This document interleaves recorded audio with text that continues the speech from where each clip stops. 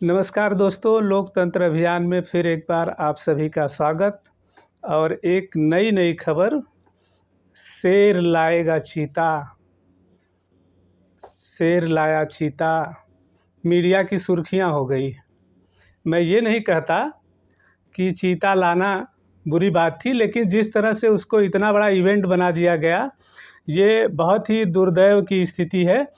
और जहाँ पर मीडिया इन मुद्दों को सिर्फ इवेंट बना करके जितना हो हल्ला मचाती है, मुझे लगता है कि पब्लिक की जो ज़रूरत का मुद्दा है, जो जनमानस से जुड़ा मुद्दा है, अगर उस पे शायद ये लोग हो हल्ला मचाते और मीडिया इतना तमाशा बनाती, तो शायद सरकार का उस पे ध्यान जाता और जनता का भी ध्यान जाता।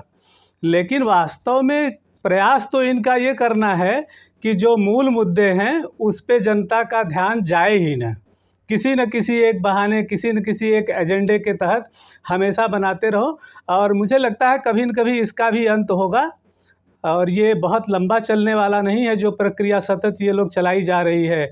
मीडिया का जो मूल उद्देश्य है, जो लोकतंत्र का चौथा स्तंभ है, उसकी ये दशा हो गई है कि वो सरकारी कार्यक्रमों के सिर्फ इवेंट तक में सीमित रहेगा और उसके एक किसी मुद्दे को पकड़ करके पूरे दिन चलाएगा।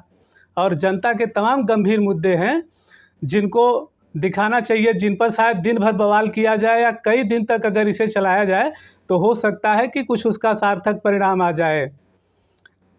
भाई, मानना पड़ेगा इन टीवी वालों को।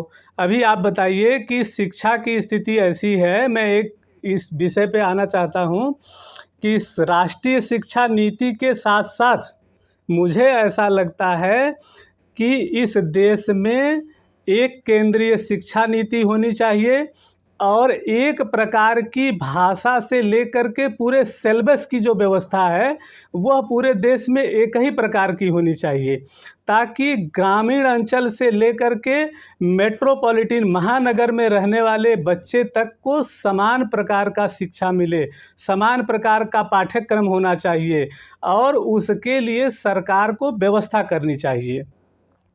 दूसरी चीज़, इसमें आप देखेंगे कि जैसे एक उदाहरण होगा कि इंदिरा गांधी जी ने जैसे बैंकों का राष्ट्रीयकरण किया था, मुझे लगता है कि सरकार को चाहिए कि राष्ट्रीय स्तर पर एक आयोग बना करके और इस तरह की एक समीक्षा की जाए तथा सारे विद्यालयों का, सारे निजी विद्यालयों का राष्ट्रीयकरण हो जाना चाहिए।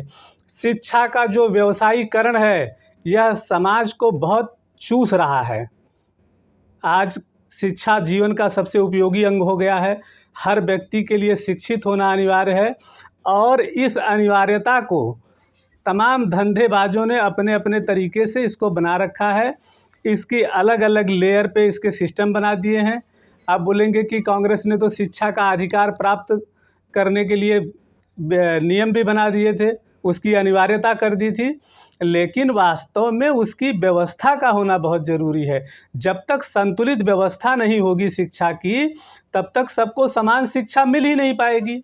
और जब तक समान शिक्षा नहीं मिलेगी, जब तक गुणवत्ता वाली शिक्षा नहीं मिलेगी, तब तक इस देश का जो भविष्य है, जो इस देश का नौजवान है, वो बेहतर भविष्य कैसे निर्माण करेगा अगर उसकी शिक्षा ही बेहतर नहीं होगी।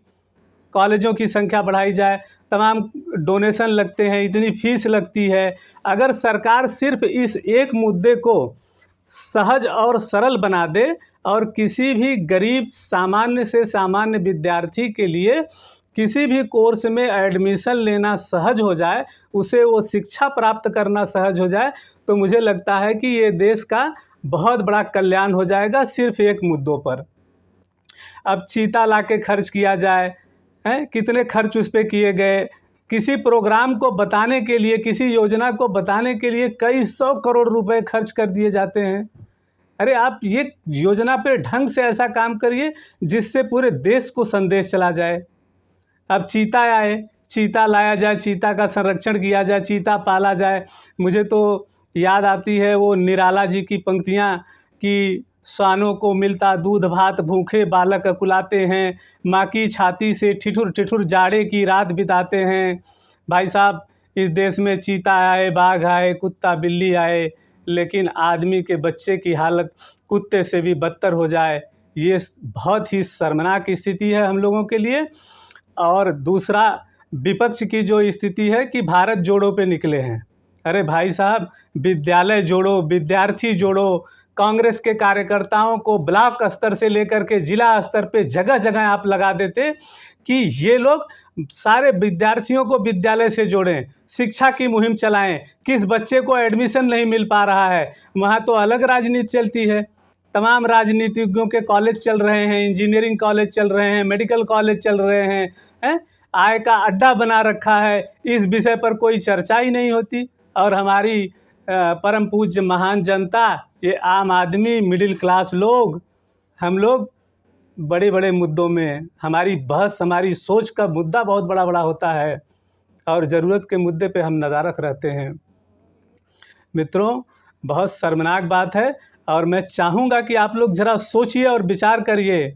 मैं तो अपने विचार रख रहा हूँ, वरना आप लोग की मर्ज़ी। आप लोग जो है फेसबुक, व्हाट्सएप पे, टिकटॉक पे लगे रहिए, कॉमेडी शो देखिए, सौंदर्य दर्शन कीजिए। जय हिंद।